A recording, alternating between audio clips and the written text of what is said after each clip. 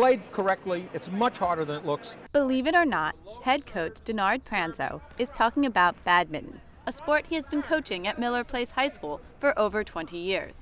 While not considered a mainstream sport in the tri-state area, at Miller Place, it's tradition. When you think of Miller Place, badminton is one of the things you think about.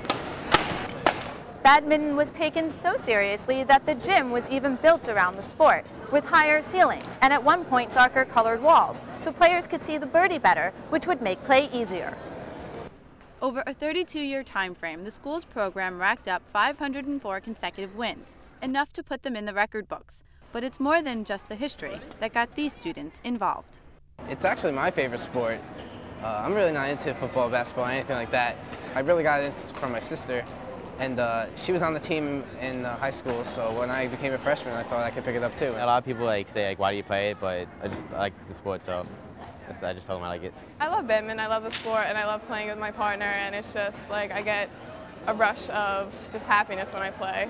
Students say the sport requires a lot of endurance and tactical planning. It's these elements that make playing the game fun and a unique experience. You need to play more strategic because the court's smaller, so you can get around the court a lot faster than you can in tennis, so you have to play smarter. It's very controlled, and you have to control your shots and think about strategic areas on the court where you have to hit, where you shouldn't hit. Everything's in the wrist. And that brings a whole new technique into the game that I think is spectacular. And it's all about the control. It's hard to explain unless you really play the game for yourself. It's a wonderful game, and it gets a bad name, so to speak, from the backyard badminton where you patty cake it to each other and you see how long you can keep it up. The object of the game is to get it down on the floor as fast as you can. In Miller Place, Jenn Favorito, MSG Varsity.